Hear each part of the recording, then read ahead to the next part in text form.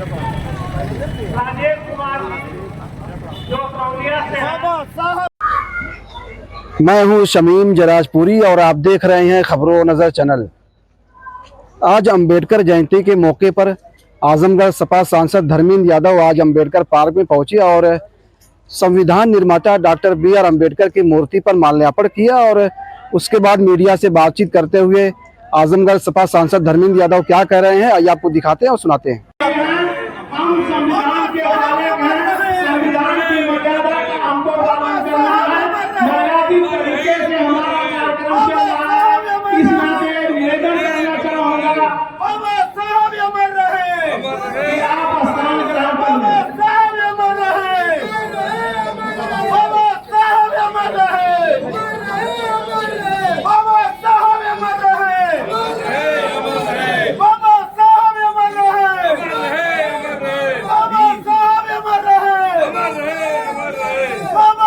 साहब के संविधान में दिए हुए अधिकारों को, चाहे वो आरक्षण के रूप में हो, चाहे सम्मान के स्वरूप हो, स्वाभिमान के स्वरूप हो, हक अधिकार भागीदारी के स्वरूप में हो, उसके लिए और उसकी रक्षा के लिए पूरा जीवन हम लोग संघर्षरत रहे और किसी भी कीमत पे चाहे कितने भी षड्यंत्र हो जाएं, बाबा साहब के संविधान के साथ कभी छेड़छाड़ नहीं होने देंगे। ये आज के इस मौके पर मैं अपनी ओर से संकल्प लेता हूँ और मैं सोचता हूँ हमारे सभी समाजवादी साथियों को यही संकल्प। आपने कहा हम सांसद होंगे तो पहले बजट से इस जगह का जीर्णोद्धार होगा और कल आपका शिलान्यास जब पत्थर लग रहा था उस समय कुछ लोगों ने, बीजेपी के लोगों ने, देखिए कुछ लोग ऐसे हैं, पत्थर बड़ी बात नहीं है, बड़ी बात यह है कि इन लोगों की मानसिकता क्या निकली।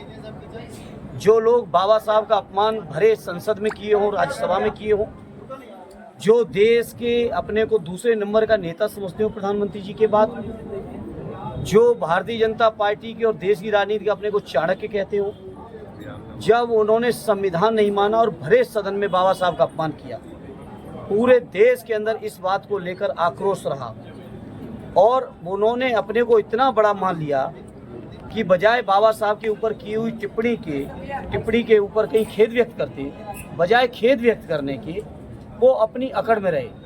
और ये जो लोग पत्थर का विरोध कर रहे हैं ये बहुत छोटे लोग हैं, बहुत मामूली बात है। पत्थर के विरोध ये नहीं, बाबा साहब ने पूरे जीवन विरोध झेला है।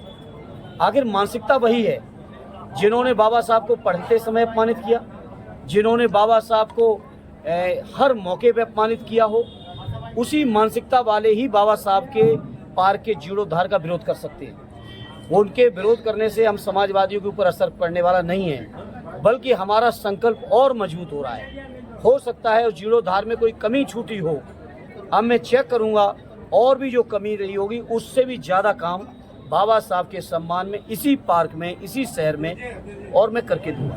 सर कितने की लागत से ये जीर्णोद्धार होना था? और मैंने प्रस्ताव दिया था, मैंने एस्टीमेट नहीं देखा, वो अधिकारी लोगों का काम था। जहाँ तक मुझे पता है टेंडर वगैरह लग चुके थे, प्रक्रिया में है चीज़ें, और मैं देख लूँगा कोई चीज़ छूटी होगी तो मैं और उसको ध्यान देके और बेहतर कराने का काम करूँगा। बीजेपी नेताओं ने कहा आप लोगों को, आजमगढ़ के लोगों को भ्रमित करने का काम इस पत्थर लगवा के कर रहे थे, इसके पीछे क्या देख रहे हैं? अरे जो लोग दिन रात भ्रमित किए हैं, जो रोजगार के नाम पे भ्रमित किए हों, 2 करोड़ रोजगार के नाम पर, जो महंगाई के नाम पे भ्रमित किए हों, जो देश की अर्थव्यवस्था में डॉलर के मुकाबले रुपए की वैल्यू बढ़ाने के नाम पे भ्रमित किए हों, जिन्होंने नौजवानों को पकौड़ा बेचने के नाम पे भ्रमित किया हो, किसानों की आमदनी दूनी करने के नाम पे भ्रमित किया हो, वो लोग हम पे ऊपर किस मुंह से आरोप लगा सकते हैं?